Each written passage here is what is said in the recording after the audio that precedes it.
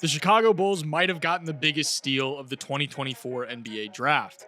Matas Buzelis was drafted with the 11th overall pick, and while a lot of the players from this draft class look like they're going to have productive careers as high-end role players, Buzelis is doing things that makes me think he can legitimately become a star. But let's rewind a little bit, because it's what he was doing before he got to the NBA that gives us a lot of signs that there's so much more to his game than what we've seen. While he's playing more of a supporting role in the NBA, that's far from the role that he played in high school. He was much more of a shot creator and almost more of a point forward, and a very efficient one at that. During his senior year of high school, he averaged 15.7 points and 5.6 rebounds while shooting 54% from the field and 42.4% from three, as well as 80% from the free throw line. And that detail is very important, so bear that in mind for later. But almost just as important to his future NBA prospects was his performance in the Nike EYBL, where he stood out as one of the best players in the class, averaging the second most points per game, the fifth most rebounds, and the seventh most made threes. He was a consensus top 5 recruit in his college recruiting class, but this is where things start to get a little bit weird. Instead of choosing to go the college route, Buzelis instead opted to play for the G League Ignite team, a route that has now been disbanded entirely. During his time in the G League, his scoring efficiency plummeted,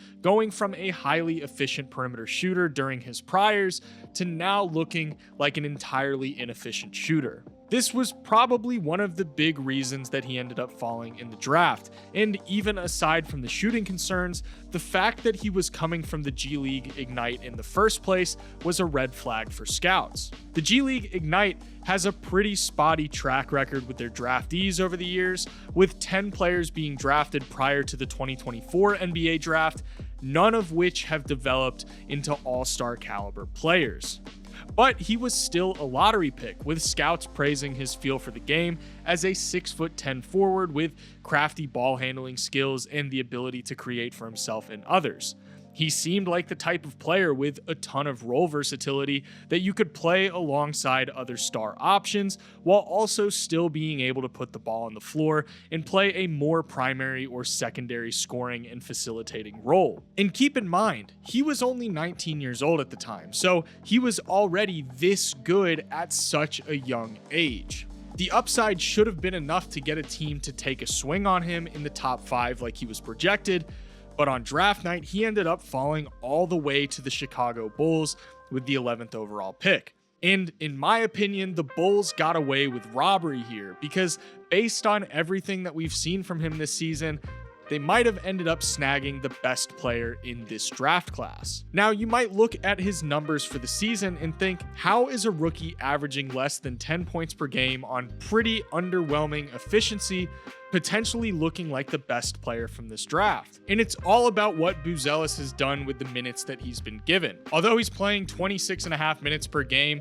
through the months of February and March, he's averaging 13.3 points per game with 4.1 rebounds. And this is on highly efficient shooting with pretty solid volume. And per 36 minutes, his numbers look even more promising with 18.1 points and 5.6 rebounds per 36. And it's all about the way that he gets his points that makes him a great piece from a developmental perspective, because he's been able to fit alongside the Bulls' primary pieces as a supporting player, knocking down his open threes and being a play finisher in transition and in the half court. But when he's been given opportunities to flash more of what he can do when he has the ball in his hands, he's delivered. And before we get into all of these other aspects of his game, I want to take a second to thank the sponsor of today's video, SeatGeek. SeatGeek is the #1 rated ticketing app. I've been able to see multiple NFL and NBA games over the years thanks to SeatGeek. And I actually used SeatGeek recently to find tickets for when the Timberwolves played the Thunder. SeatGeek puts all the tickets from across the internet into one place so that you can be sure you're getting a good deal. Each ticket is rated on a scale of 1 to 10, so make sure you look for the green dots to find the best deal possible.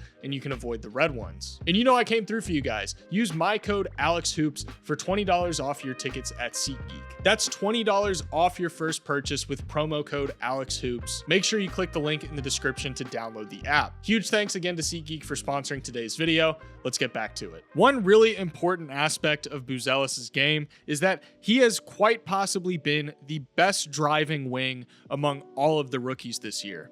He's got so much creativity when he's trying to get by his defender in one-on-one situations, but what's most impressive about it is the fact that he's capable of moving the way that he does at his size. He's very agile, and even though his handle isn't the tightest, it's reliable enough and he's so creative that he's able to generate really unusual open looks for himself when he's attacking the basket. He doesn't deal particularly well with contact yet, which is likely a byproduct of the fact that he needs to put on some more weight to develop more of an NBA frame, but he definitely doesn't shy away from it, which is typically a really promising indicator for future development as a scorer off of drives.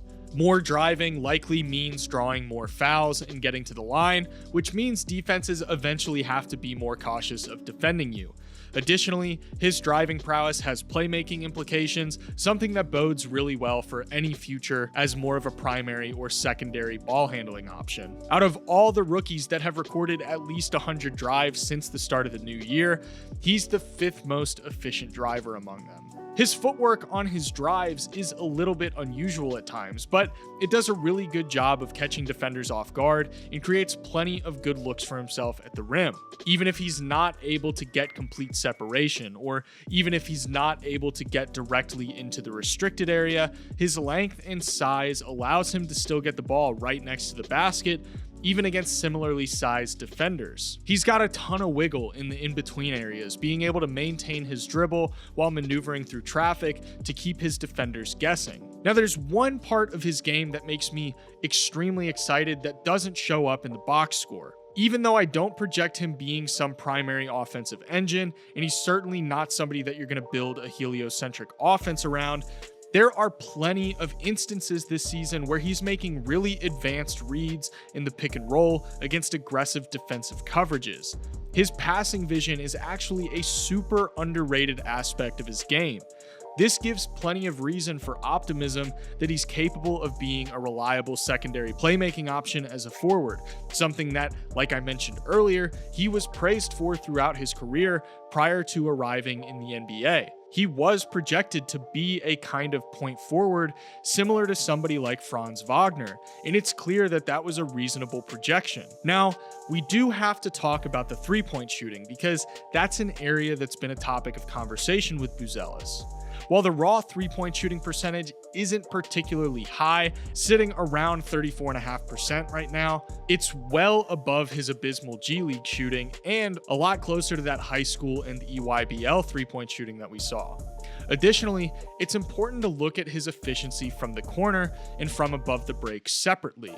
From the corner this season, he's shooting 36% on 121 attempts, and he's at 33% from above the break on 95 attempts. I imagine he's going to be doing a lot of his perimeter shooting, at least for the foreseeable future, from the corners. So the fact that he's competent from there right now is a really promising sign. Additionally, there's one indicator that we can look at that I mentioned earlier that's going to play a big role in his shooting development, and that's his free throw shooting. At every level so far, he's been a reliable free throw shooter, and free throw shooting is something that's generally a really promising indicator of future shooting success, and that's something that's carried over for him into the NBA. Additionally, there isn't really a ton that's wrong with his shot from a fluidity and structural standpoint. It's not like his shot needed to be rebuilt from the ground up. It's not like there's any weird hitches. Mechanically, he has a pretty smooth, clean looking jump shot. I think a big part of his shooting development is just going to be getting used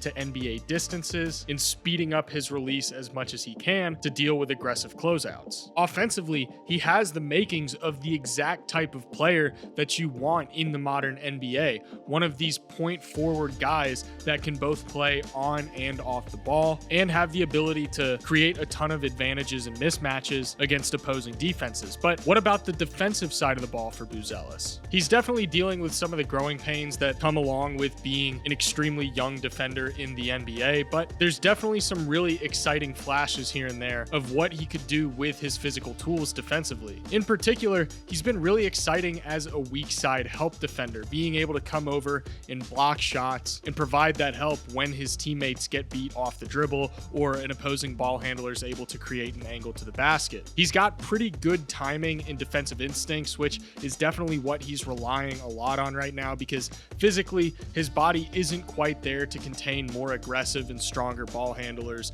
or bigs. But there's so much upside in terms of his versatility when it comes to the defensive side of the ball, because if he can put some muscle onto that frame, he's going to be a perfect versatile switchable defender. In a draft class where it doesn't seem like a ton of the players have all-star caliber upside, Buzelis has been able to showcase that star upside despite the fact that he hasn't been playing a significant amount of minutes relative to some of the other rookies at the top of the class right now. And I'm sure the Bulls recognize that they've probably got one of their franchise players of the future on their hands. Really hope you guys enjoyed this video. If you did, please consider leaving a like and subscribing. It helps support the channel and allows me to continue making content. Regardless, thank you guys so much for watching, and I'll see you in the next one.